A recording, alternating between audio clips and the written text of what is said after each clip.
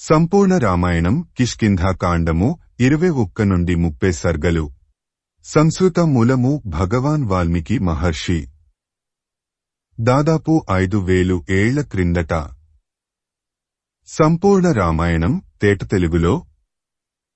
Shri Modali Venkata Subrahmanyam. September 10, 1935, August 15, 2006. Video చేసినవారు కంచి త్యాగరాజులు. 2024వ సంవత్సరము. శ్రీమద్ రామాయణము కిష్కింధాకాండము 21వ సర్గ. తార అలా ఏడుస్తుంటే హనుమంతుడు ముందుకు వచ్చి ఆమెను ఓదారుస్తున్నాడు. అమ్మా తారా, మనము చేసిన కర్మలను బట్టి ఫలితాలు వస్తుంటాయి. వాలి తాను చేసిన కృత్యములకు ఫలితము అనుభవించాడు. దీనికి చింతించి ప్రయోజనము లేదు. ఈ దేహములు నీటి బుడగలు, కాలానుగుణంగా అవి బద్దలు అవుతుంటాయి. అందరూ ఎప్పుడో ఒకప్పుడు పోవలసిన వారమే. పోయిన వాలి గురించి విచారించే కంటే బతికి ఉన్న అంగదుని క్షేమం గురించి విచారించు. పుట్టిన ప్రతి ప్రాణి చావక తప్పదు. కాబట్టి చనిపోయిన వారి గురించి ఆలోచించక నీ శేషజీవితములో శుభం కలగాలని కోరుకో. అదే ప్రస్తుత కర్తవ్యము.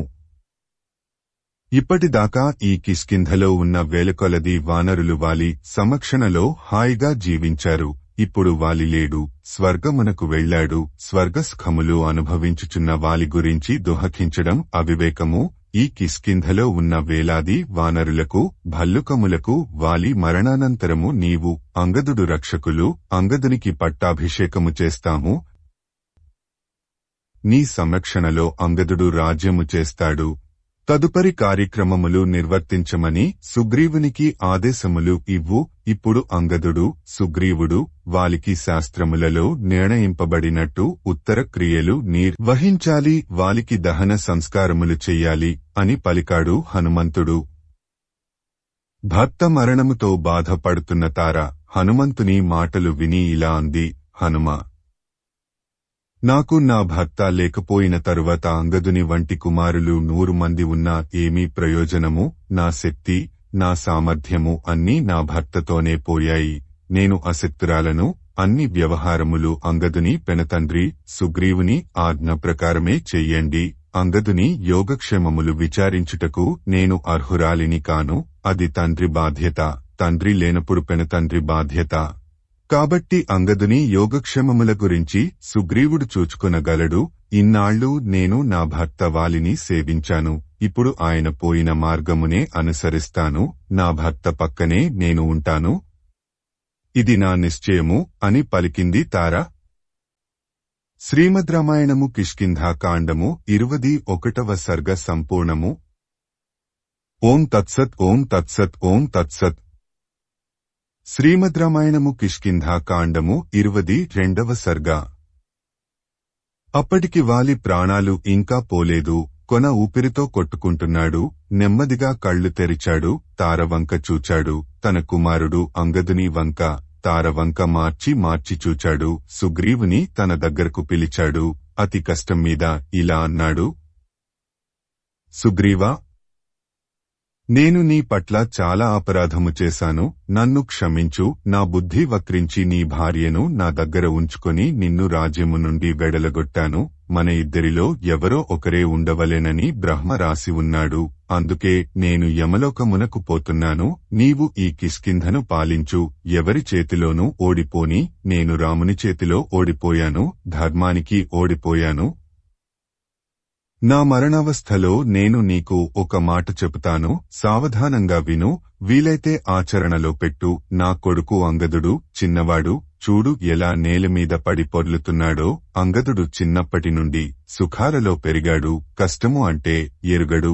వాడిని నేను నా ప్రాణముల కంటే ఎక్కువగా చూచుకున్నాను. నా కుమారుడు అంగదుని నీ కుమారునిగా భావించు. వాడికి ఏ లోటు రాకుండా చూచుకో. ఇక మీదట నుండి అంగదునికి తండ్రివి, దాతవు, రక్షకుడివి, అభయప్రదాతవు అన్నీ నువ్వే. అంగదుడు నీకు అన్ని విధాలా తోడ్పడగలడు. యుద్ధములో నీకు అండగా ఉండి అన్ని విధాలా నా కొడుకు అనిపించుకుంటాడు. ఇంకా ఈమె నా భార్య తార, సుషేణుని కుమార్తె. ఎంతటి క్లిష్ట సమస్యనైనా చక్కగా ఆలోచించి నిర్ణయాలు తీసుకోవడంలో సమర్థురాలు, ఎటువంటి ఉపద్రవకర పరిస్థితులకు కూడా ఎదురు నిలిచి సమర్థంగా ఎదుర్కొనే సామర్థ్యం కలది.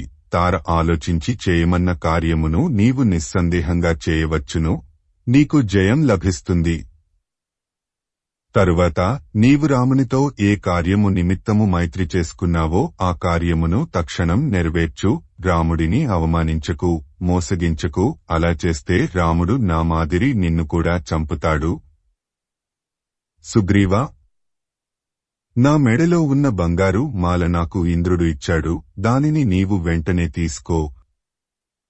అది నా ఒంటిమీద ఉండగా నేను చనిపోతే దానికి శవదోషం తగులుతుంది. అప్పుడు దాని మహత్తు పోతుంది. కాబట్టి వెంటనే తీసుకుని నీ మెడలో వేసుకో అని అన్నాడు వాలి. వాలి మాటలు విని సుగ్రీవునికి దుఃఖము పొర్లుకొచ్చింది. ఏడుస్తూనే వాలి మెడలో ఉన్న బంగారు మాలను తీసుకుని తన మెడలో వేసుకున్నాడు. వాలి అంగదుని వంక చూచి ఇలా అన్నాడు, కుమారా అంగదా, ఇంక మీదట నీకు అన్నీ నీ పెనతండ్రి సుగ్రీవుడే. దుఃఖము వచ్చినా ఓర్చుకో, కాలానుగుణంగా ప్రవర్తించు, సుగ్రీవుని ఆజ్ఞలను పాలించు.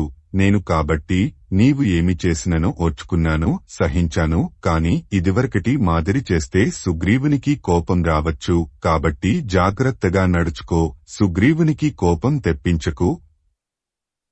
ఇంకొక మాట, నీవు ఇక మీదట సుగ్రీవుని అధీనంలో ఉండబోతున్నావు. సుగ్రీవుని శత్రువులతో స్నేహం చేయకు, అలాగే సుగ్రీవుని మిత్రులతో శత్రుత్వం పెట్టుకోకు. సుగ్రీవునికి ఇష్టమైన పనులనే చేస్తూ ఉండు. ఇంకొక విషయం, నీవు ఎవరి పట్ల ఎక్కువ ప్రేమ అలాగే ఎక్కువ ద్వేషము కలిగి ఉండకు. ఎందుకంటే అతిగా ఉండటం ఎప్పుడూ అనర్థాలకు దారితీస్తుంది. కాబట్టి రాగద్వేషాలలో సమతుల్యం పాటించు, మధ్యస్థంగా వ్యవహరించు. అలా మాట్లాడుతూనే వాలి ఆఖరి శ్వాస విడిచాడు. వాలి మరణించాడు అని తెలియగానే వానరులందరూ బిగ్గరగా ఏడవడం మొదలెట్టారు. వాలి మరణంతో కిష్కింధ నగరము కళావిహీనమైంది. వాలి యొక్క పరాక్రమము, వీరత్వము, వాలి చేసిన యుద్ధములు, వాలి చంపిన వారి గురించి వానరులు తలుచుకొని ఏడుస్తున్నారు. తన కళ్ల ఎదుటే ప్రాణాలు విడిచిన తన భర్త వాలిని చూచి తట్టుకోలేక తార వాలి శరీరం మీద పడి ఏడుస్తూ ఉంది. శ్రీమద్ రామాయణము కిష్కింధాకాండము 22వ సర్గ సంపూర్ణము. ఓం తత్సత్ ఓం తత్సత్ ఓం తత్సత్. శ్రీమద్ రామాయణము కిష్కింధాకాండము 23వ సర్గ.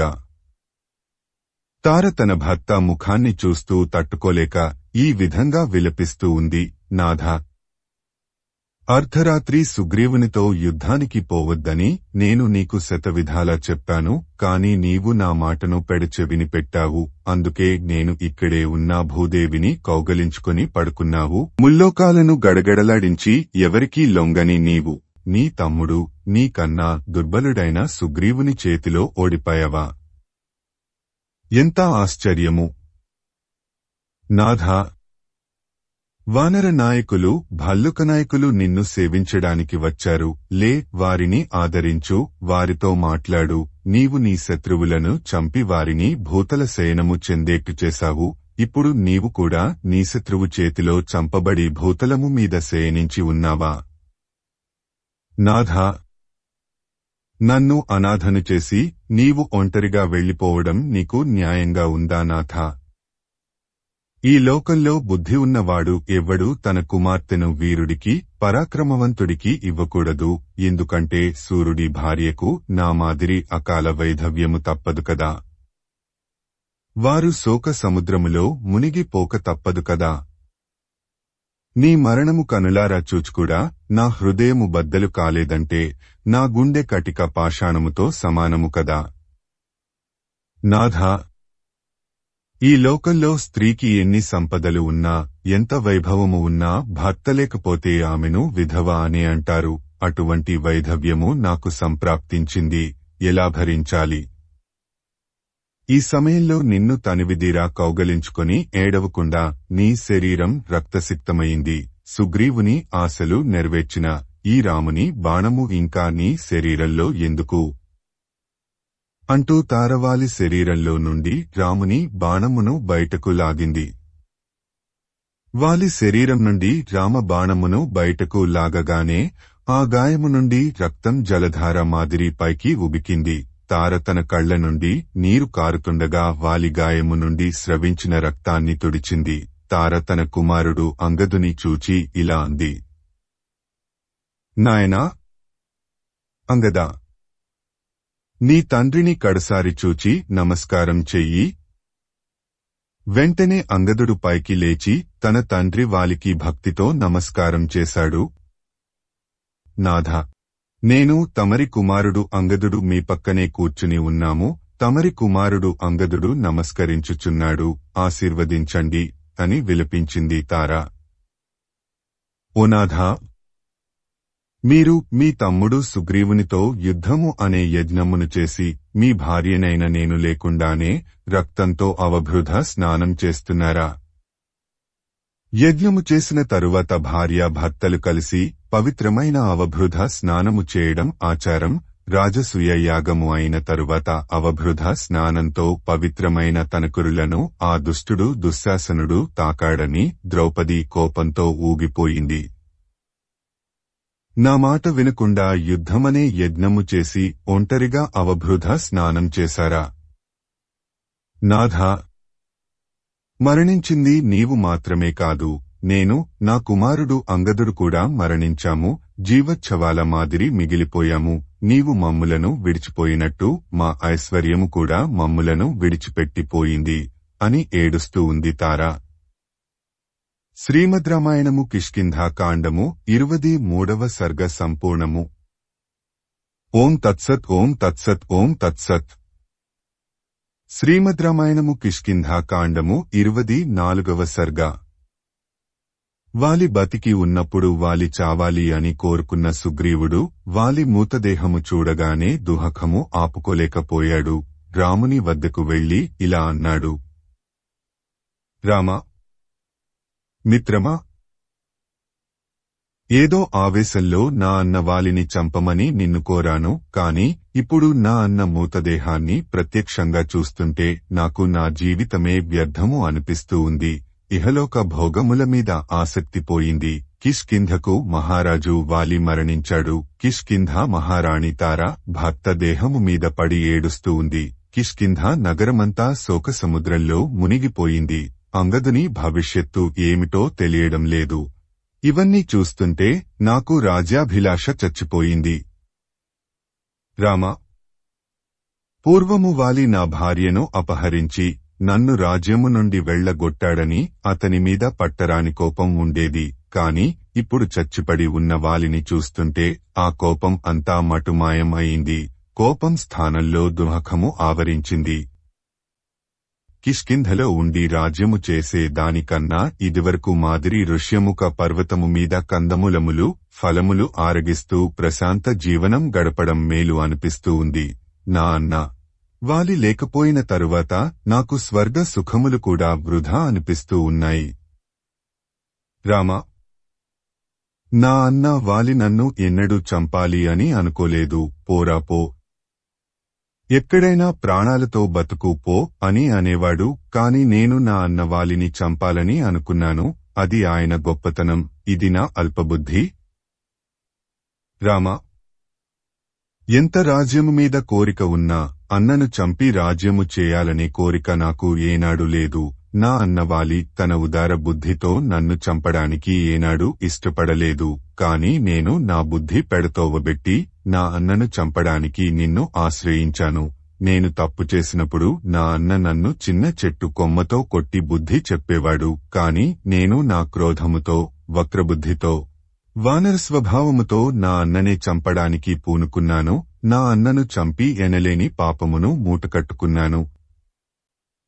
ఆ పాపము ఈ జన్మలో తీరేది కాదు, జన్మజన్మలకు నన్ను వెంటాడుతూ ఉంటుంది.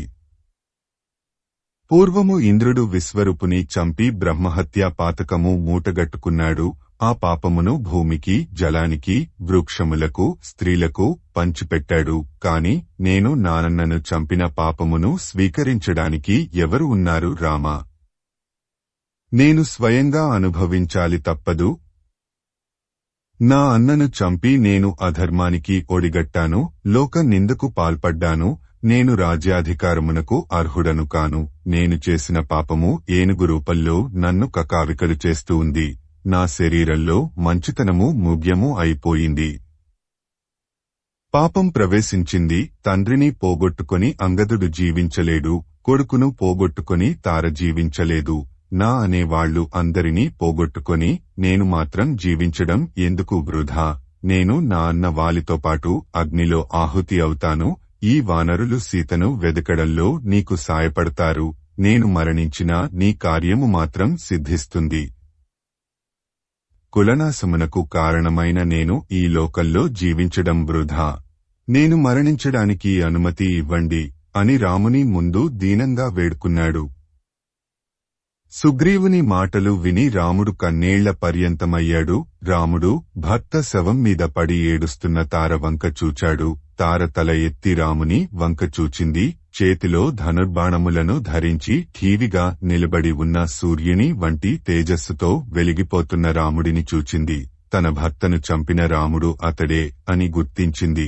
తార భర్త శవం పక్కనుండి లేచి రాముని వద్దకు వెళ్ళింది. రామా, నీవు ధర్మపరుడవు, ఇంద్రియములను జయించినవాడవు, కీర్తివంతుడవు, అమితమైన పరాక్రమవంతుడవు, ధనుర్బాణములను ధరించినవాడవు. నా పట్ల కూడా నీ ధర్మం నెరవేర్చు. భర్తలేనిదే భార్యకు జీవితం లేదు. ఏ బాణంతో నా భర్త ప్రాణం తీసావో అదే బాణంతో నా ప్రాణం కూడా తీయి. నన్ను నా భర్త వద్దకు పంపు. దయచేసి ఆ పుణ్యం కట్టుకో. ఎందుకంటే నా భర్త స్వర్గానికి పోయినా అక్కడ ఉన్న అప్సర స్త్రీల వంక చూడడు, నా కోసం ఎదురు చూస్తుంటాడు. నేను దగ్గర లేకపోతే వాలికి స్వర్గం కూడా నిస్సారంగా కనిపిస్తుంది. కాబట్టి నన్ను కూడా చంపి నా భర్త వద్దకు పంపు. నేను స్త్రీ అని స్త్రీని చంపితే స్త్రీ హత్యా పాతకము చుట్టుకుంటుందని సందేహించకు. నేను కూడా వాలినే అనుకో.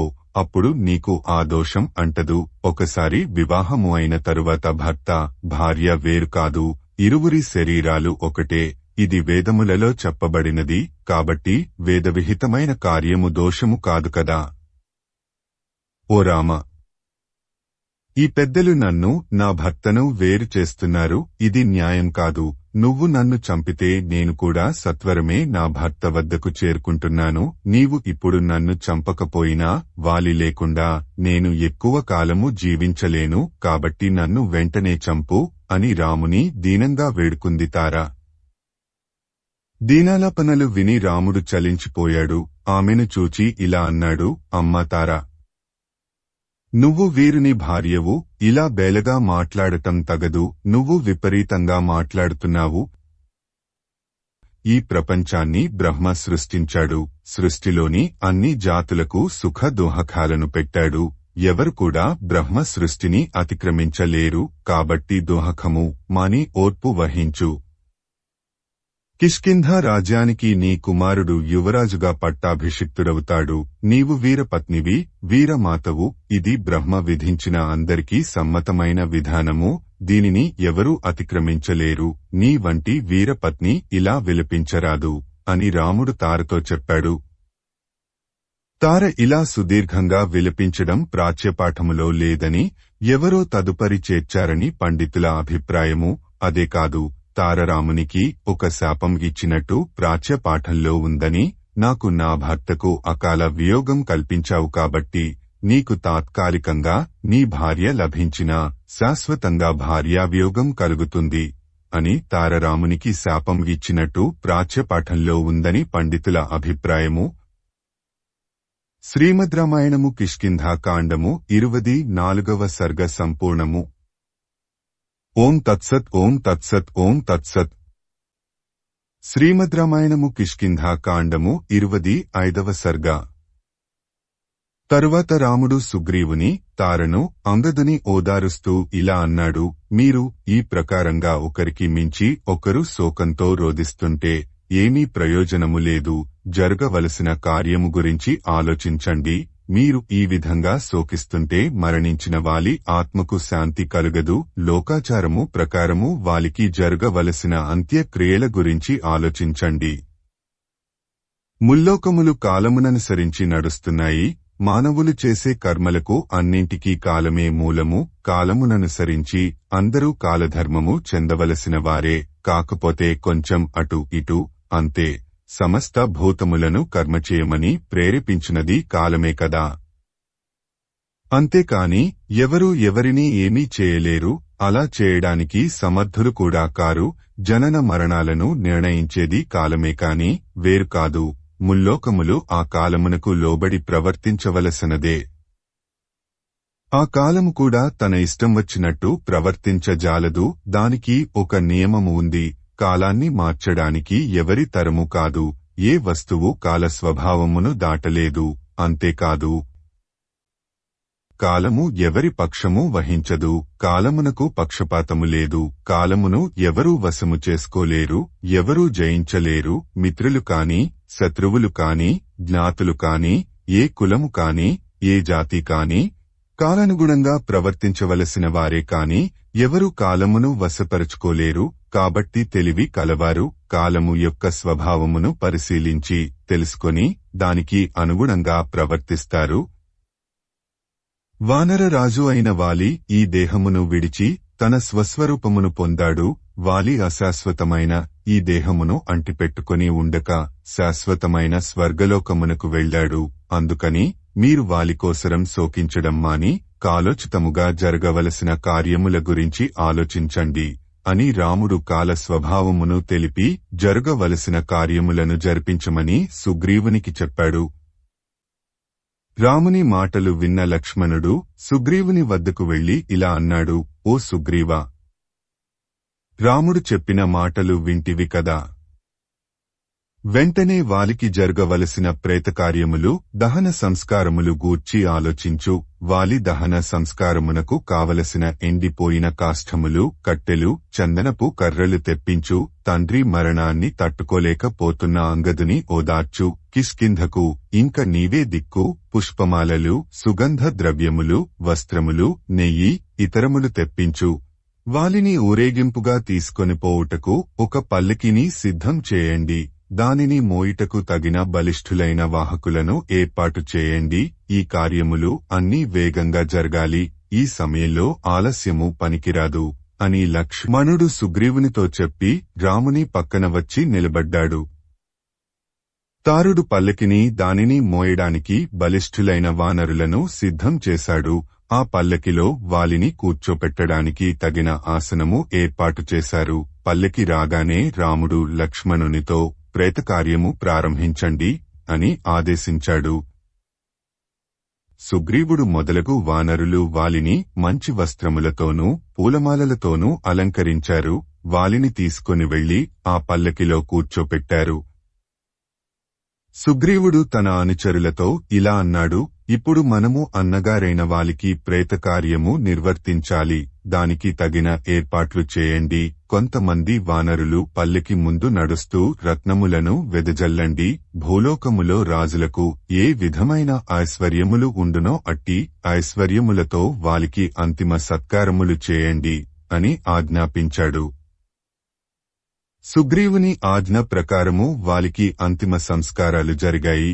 తారుడు మొదలగు వానరులు తండ్రిని కోల్పోయిన అంగదుని పట్టుకొని విలపిస్తూ పల్లకి వెంట వెళ్లారు. వాలి భార్యలందరూ భర్తను గురించి ఆయన గుణగణములను తలుచుకుంటూ పల్లకి వెంట నడిచారు. వానరులు నదీ తీరంలో జనావాసాలకు దూరంగా సమతల ప్రదేశంలో ఒక ఇసుక దిబ్బ మీద చితిని ఏర్పాటు చేశారు. ఇక్కడ ఒక విషయం గమనించండి. దహన సంస్కారాలు జనావాసాలకు దూరంగా జరగాలి అని రామాయణ కాలం నుండి వానరులలో కూడా ఉన్న ఆచారము. గ్రామీణ ప్రాంతాలలో కొంతవరకు ఈ ఆచారము అమలులో ఉంది. కాని నాగరికులు నగరాల్లో ఆ నియమాలను పూర్తిగా గాలికి వదిలారు. నగరంలో శ్మశానాలన్నీ నగర నడిబొడ్డులోనే ఉన్నాయి.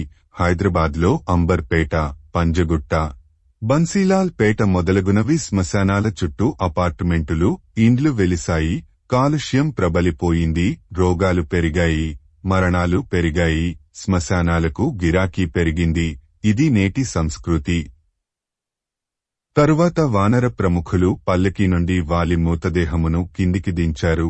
తార తన భర్త మూతదేహమును ఒడిలో పెట్టుకుని విలపించింది. నాథా, నీవు మరణించినను నీ ముఖంలో ఉన్న తేజస్సు తగ్గలేదు. చూడండి, నిన్ను చంపిన రాముడు ఒకే ఒక్క బాణంతో మా అందరినీ అనాథలుగా మార్చాడు. నాథా, చూడండి, నీ భార్యలందరూ నిన్ను అనుసరించి నీ వెంట ఇక్కడకు వచ్చారు. నీ మంత్రులు అందరూ నీ చుట్టూ నిలబడి శోకించుచున్నారు. వారితో మాట్లాడు అని తీరని శోకంతో బాధపడుతూ ఉంది తార. పక్కన ఉన్న వానర స్త్రీలు ఆమెను లేవదీసి పక్కకు తీసుకుని వెళ్లారు.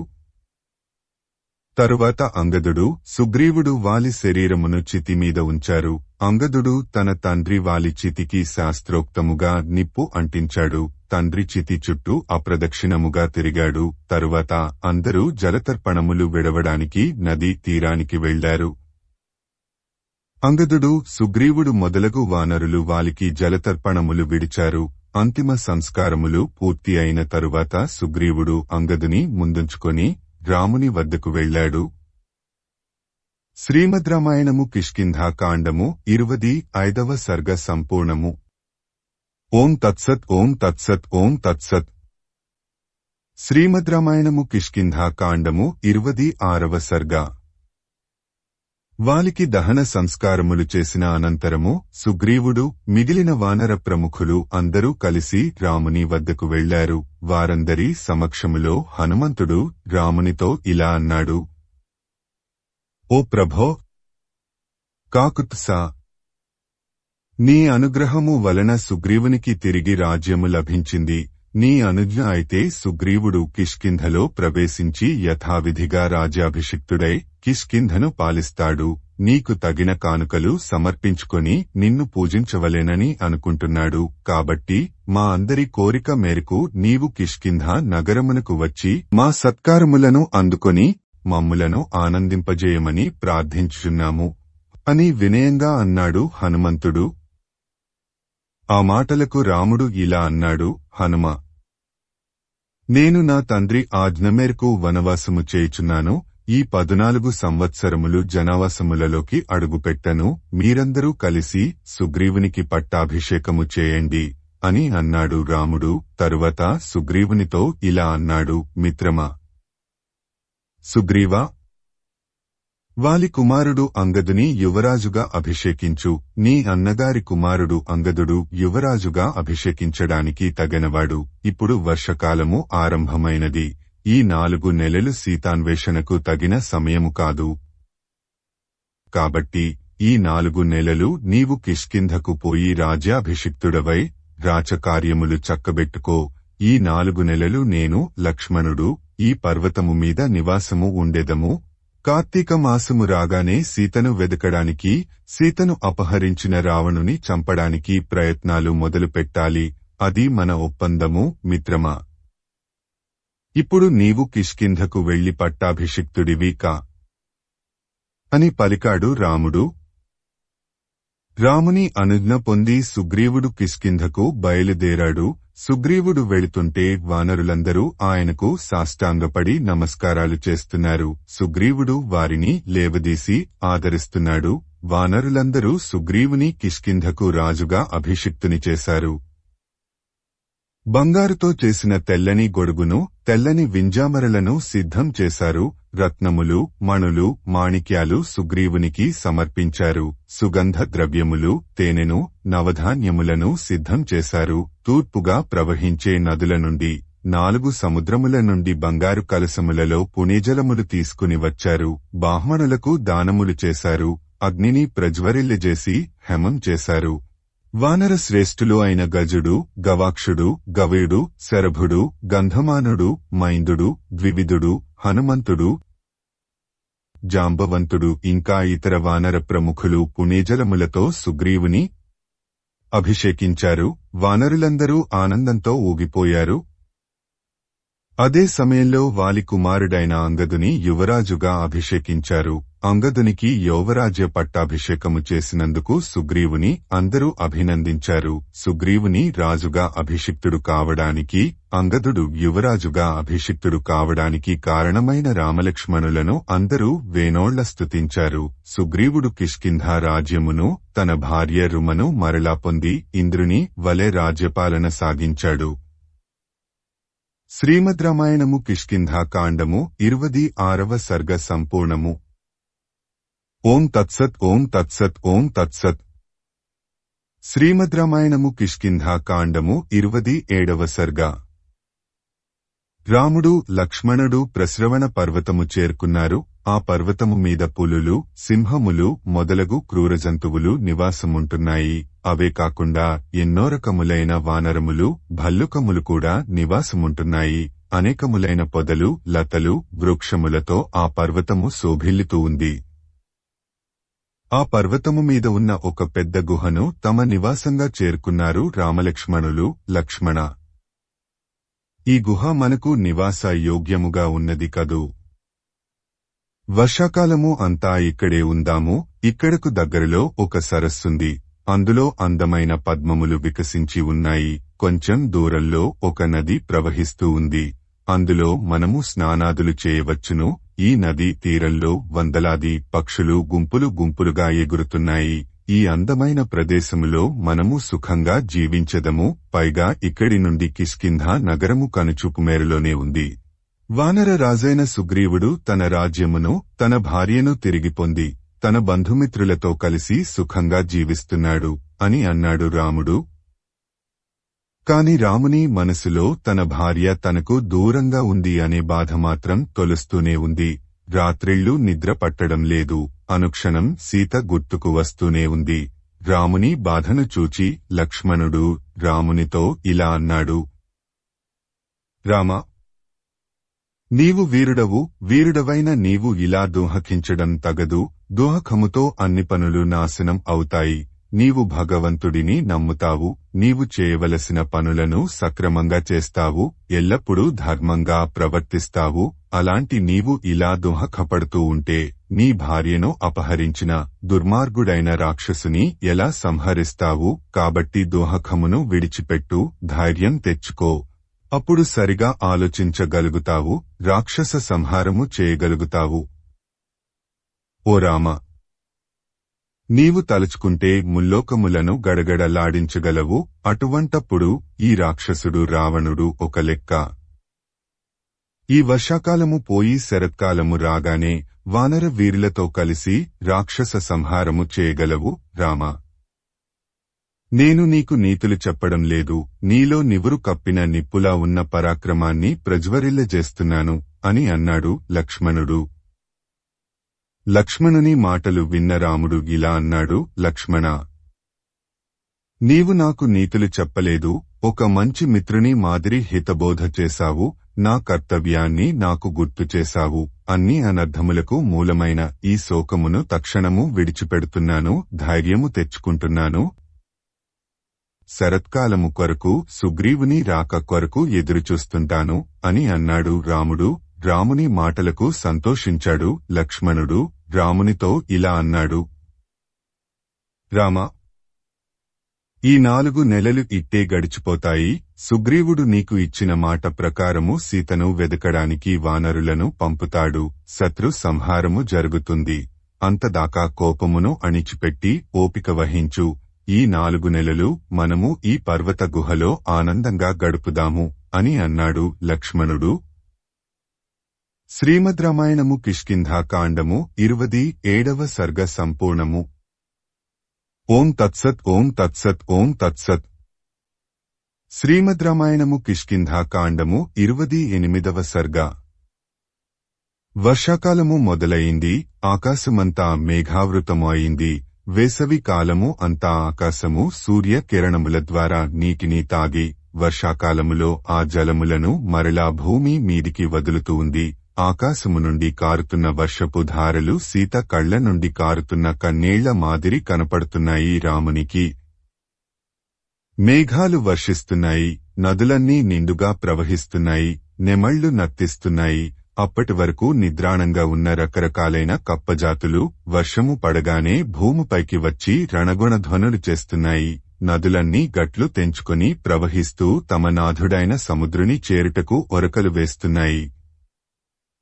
ఇవన్నీ చూచి రాముడు ఇలా అనుకుంటున్నాడు. అయోధ్యలో కూడా సరయూ నది నిండుగా ప్రవహిస్తూ ఉంటుంది. భరతుడు కూడా తన దైనందిన కర్మలు పూర్తి చేసుకుని ఆషాఢ మాస వ్రతమును ప్రారంభించి ఉంటాడు. భరతుడు అయోధ్యలో వ్రతాలు చేస్తుంటే నేను ఇక్కడ భార్యను పోగొట్టుకొని దుఃఖిస్తున్నాను. సుగ్రీవుడు ఎప్పుడు వస్తాడో ఏమో. ఒకవేళ వచ్చినా ఈ వర్షాకాలంలో వానరులు వెళ్లి వెతకడం అసాధ్యం కదా. అందుకే సుగ్రీవుడు వర్షాకాలము అయిపోయిన తరువాత వస్తాడు. అప్పుడు సీతను వెదకడం సులభం అవుతుంది. సుగ్రీవుని కోసరం వేచి ఉండక తప్పదు అని అనుకున్నాడు రాముడు. శ్రీమద్ రామాయణము కిష్కింధాకాండము 28వ సర్గ సంపూర్ణం. ఓం తత్సత్ ఓం తత్సత్ ఓం తత్సత్. శ్రీమద్ రామాయణము కిష్కింధాకాండము 29వ సర్గ. వర్షాకాలము పూర్తి అయింది. శరదృతువు ప్రవేశించింది. ఆకాశం నిర్మలమైంది. కాని సుగ్రీవుడు ఇంకా కామభోగములలో మునిగి తేలుతున్నాడు. అంతఃపురము విడిచి రావడం లేదు. స్త్రీల సాహచర్యంలోనే గడుపుతున్నాడు. తన భార్య రుమతోనూ తన అన్న భార్య తార సాహచర్యంలోనూ ఆనందంగా గడుపుతున్నాడు. స్వాం చ పత్నిమభిప్రేతాం తారాం చాపి సమీప్సితాం విహరంతమహోరాత్రం అంటే తన భార్యను తాను కోరిన తారను అహోరాత్రాలు విహరిస్తున్నాడు అని ఉంది. అలాగే 31వ సర్గలో కూడా ఈ క్రింది శ్లోకము ఉంది. తారయా సహితః కామాసక్తః అంటే తారతో కలిసి కామాసక్తుడే ఉన్నవాడు అని ఉంది. అంటే వాలి చనిపోయిన తరువాత వాలి భార్య తార సుగ్రీవుని వశం అయిందని అర్థం అవుతూ ఉంది. మరి వాలి చేసిన తప్పే సుగ్రీవుడు చేస్తున్నాడు కదా. అంటే సుగ్రీవుడు బతికి ఉండగానే వాలి సుగ్రీవుని భార్య రుమను అనుభవించాడు. కాని సుగ్రీవుడు వాలి చనిపోయిన తరువాత వాలి భార్య తారను అనుభవించాడు అని అర్థం చెప్పుకోవాలి. సుగ్రీవుడు కనీసం మంత్రులకు కూడా దర్శనం ఇవ్వడం లేదు. కార్యభారము అంతా మంత్రులకు అప్పచెప్పాడు. ఇంకా ఎవరి వల్ల తనకు ఆపదలేదు అని నిర్భయంగా స్వేచ్ఛగా విహరిస్తున్నాడు. సుగ్రీవుని వ్యవహారము హనుమంతునికి నచ్చలేదు. రాముడికి ఇచ్చిన మాట, చేసిన వాగ్దానము సుగ్రీవునికి గుర్తు చేయాలని అనుకున్నాడు. సుగ్రీవుని వద్దకు పోయి ఇలా అన్నాడు. ఓ రాజా, నీవు రాముని మూలంగా ఈ రాజ్యమును కీర్తిని సంపాదించుకున్నావు. ఇంక నీవు నీ మిత్రుడు రామునికి ఇచ్చిన మాటలను నిలబెట్టుకోవలసిన సమయము ఆసన్నమైంది. నీవు రాముని కార్యము నిర్వర్తించాలి. మిత్రుల విషయంలో బాగా ప్రవర్తించే వాళ్లు కీర్తిమంతులు అవుతారు. ఒక రాజుకు తన కోశాగారము, సైన్యము, తన మిత్రులు, తన ప్రభుత్వము ఈ 4 అత్యంత ముఖ్యమైనవి. అందుకని నీ మిత్రుడు రామునికి ఇచ్చిన మాట నెరవేర్చు. మిత్రునికి ఇచ్చిన మాట నెరవేర్చని వాడు అన్ని కష్టాలను ఎదుర్కొంటాడు. రాజా, ఏ కార్యము చేసినా సకాలంలో చెయ్యకపోతే తరువాత ఎంత గొప్పగా చేసినా దానికి ఫలితం ఉండదు. పైగా ఆ పని చెయ్యనట్టే అవుతుంది. ఓ రాజా, రాముని కార్యం చేయడంలో ఇప్పటికే కాలం మించిపోయింది. ఇప్పటికైనా రామకార్యములో నిమగ్నమవ్వు. వానలు తగ్గిపోయాయి. సీతాన్వేషణ ప్రారంభించడానికి ఇప్పటికే సమయం దాటిపోయింది. వానాకాలము ఆగిపోయింది. సమయం మించిపోయింది అని రామునికి తెలిసినా నిన్ను తొందర పెట్టడం మంచిది కాదని రాముడు నీకోసం ఎదురుచూస్తున్నాడు. రాముడు నీకు మేలు చేశాడు. తిరిగి రాముడికి మేలు చెయ్యడానికి ఆలస్యం చెయ్యడం మంచిది కాదు. రాముడు వచ్చి నీ మాటను నీకు గుర్తు చేసే వరకు ఆగకు. అప్పటిదాకా ఆగితే నీవు కావాలని ఆలస్యము చేసినట్టు అవుతుంది.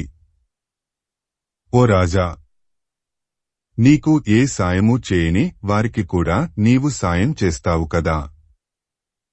మరి నీకు ఇంత సాయం చేసిన రామునికి సాయం చేయడంలో ఎందుకు ఆలస్యం చేస్తున్నావు?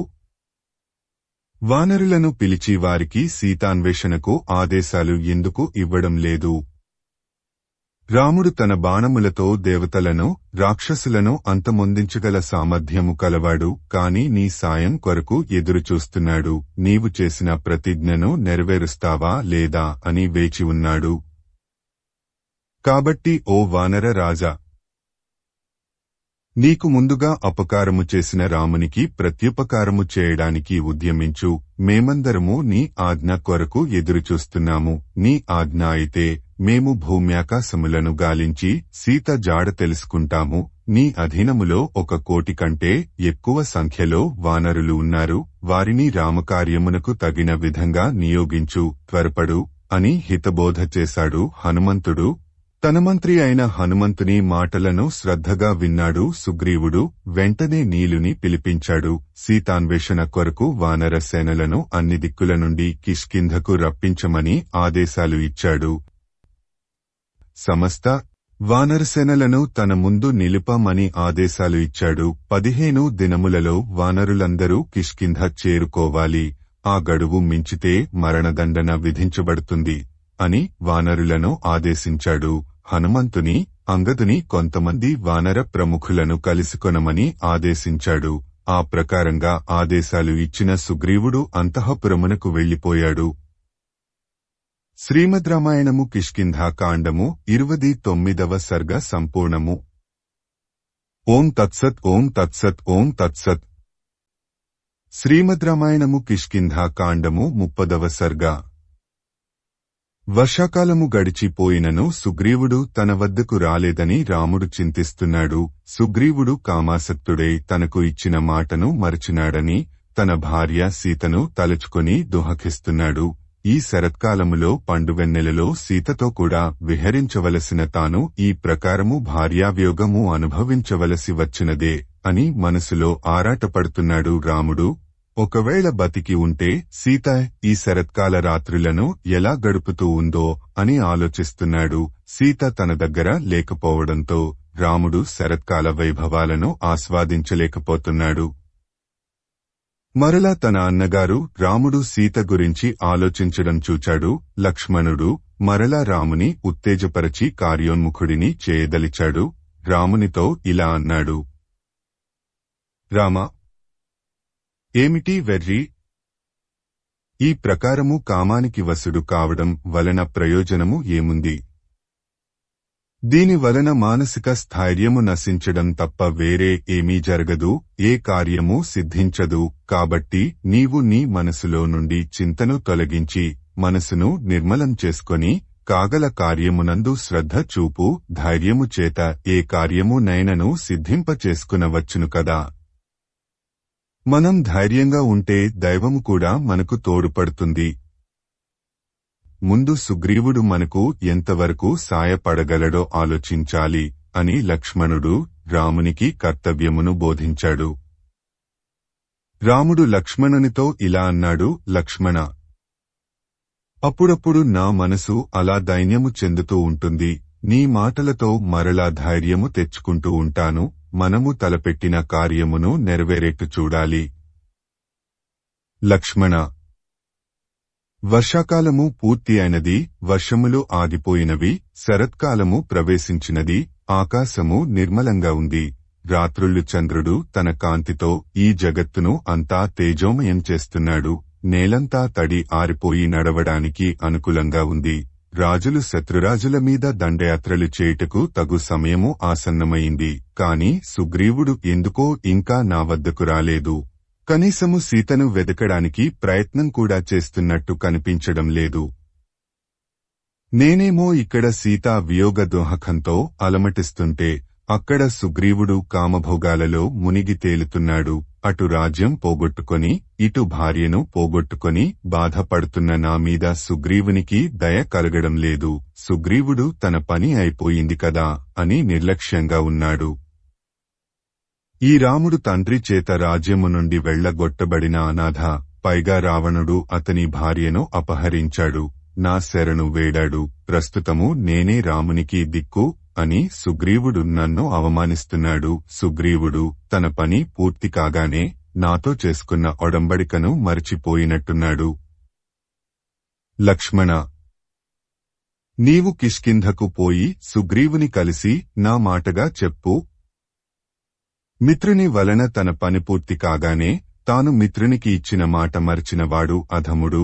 అది పుణ్యమైనను పాపమైనను మిత్రునికి ఇచ్చిన మాటను నిలబెట్టుకునేవాడు ఉత్తముడు. తనకు సంబంధించిన పనులు పూర్తి అయిన తరువాత ఇంకా పనులు పూర్తి కాని మిత్రులకు ఎవరైతే సాయం చెయ్యరో అటువంటి వారి మాంసమును కుక్కలు కూడా ముట్టవు. ఇది ధర్మము.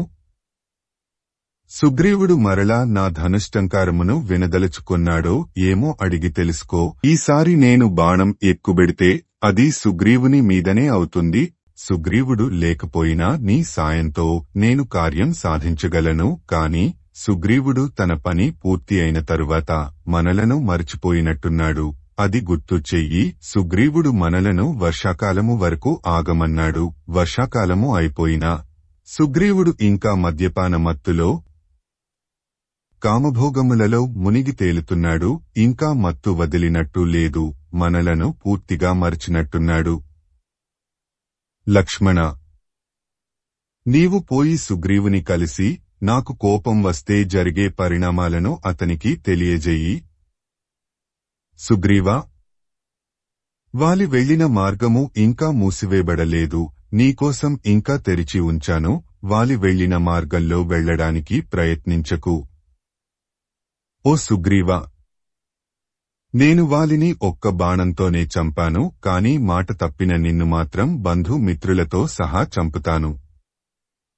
ఓ సుగ్రీవా, అశాశ్వతములైన కామసుఖములను విడిచిపెట్టి శాశ్వతమైన ధర్మాన్ని అనుసరించు.